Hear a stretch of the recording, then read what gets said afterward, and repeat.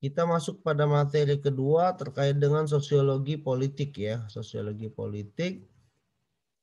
Nah, di sini kita lihat ada konsep sosiologi politik ya. Sosiologi politik menurut Agus Comte, cabang ilmu mengenai masyarakat, struktur sosial, peranata sosial, perilaku masyarakat, dan proses interaksi konflik dalam masyarakat. Sedangkan ilmu politik adalah ilmu mengenai negara dan kekuasaan, kebijaksanaan, pembagian, dan alokasi.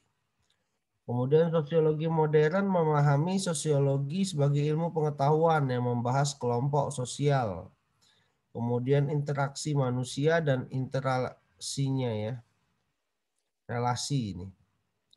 Jadi kajian sosiologi memberikan perhatian pada tingkah laku individual secara terpisah dari masyarakat. Nah ini ya, sosiologi politik. Agus Comte ini juga merupakan ahli sosiologi yang ternama ya. Mengapa sosiologi itu penting? Ya, penggunaan mempertahankan kekuasaan. Karena kekuasaan adalah kekuatan untuk mempengaruhi maupun memaksa seseorang berkaitan dengan orang atau sekelompok orang. Lembaga negara, kekuasaan, dan dinamika sosial pasti memiliki konteks sosiologis karena mereka selalu berada di lingkungan sosial ya dalam hal penggunaan kekuasaan. Kemudian posisi kekuasaan dan negara dalam kacamata sosiologis. Selama ini orang sering melihat bahwa negara adalah institusi yang dekat dengan kekuasaan. Padahal secara sosiologis dapat dipahami dengan mencari asal muasal kekuasaan itu dikatakan di sini ya, power doesn't take place in a vacuum. Ya. Kemudian penggunaan kekuasaan itu dikatakan selalu dalam konteks lingkungannya, baik lingkungan sosial, politik, dan lingkungan alami ya. Kemudian sosiologi politik menurut para ahli. Sosiologi politik memiliki dua pengertian, ada ilmu tentang kekuasaan ya yang memandang sospol itu tentang kekuasaan pemerintah, otoritas, komando dalam masyarakat. Sospol juga dikatakan subjek yang mempelajari rantai politik dalam masyarakat, struktur sosial, struktur politik, dan tingkah laku. Sospol juga merupakan jembatan teori dan jembatan metodologi secara sosial dan politik atau hybrid interdisiplin. Ini menurut para ahli ya. Ini juga kekuasaan dalam konteks sosial menurut Duverger. Ini sospol hybrid interdisipliner, ada 4 rantai konsep tadi. Kemudian ada pendekatan sospol ya, institusional, behavioralisme, dan pendekatan sistem. Ini bisa dibaca semua.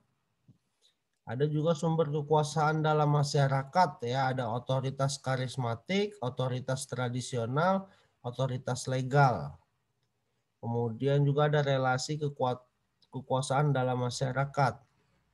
Kemudian ada konsep budaya politik. Nah ini nanti bisa dibaca semua nih ya. Nanti saya share materinya melalui YouTube, nanti kawan-kawan bisa baca ya. Sumber kekuasaan, relasi kekuasaan masyarakat, konsep budaya politik. Ada juga ini masih masuk konsep budaya politik ya. Ini konsep budaya politik militan, ada budaya politik toleran, ada budaya politik, orientasi politik.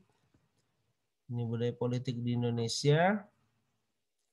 Media massa di era politik transisi, ada pengertian dan fungsi. Ini bisa dibaca semua ya. Alat cetak untuk mencetak buku, fungsi pers, ya di sini sosiologi juga ada fungsi pers, sejarah perkembangan pers di Indonesia, kemudian masa revolusi fisik, bisa dilihat ini ya.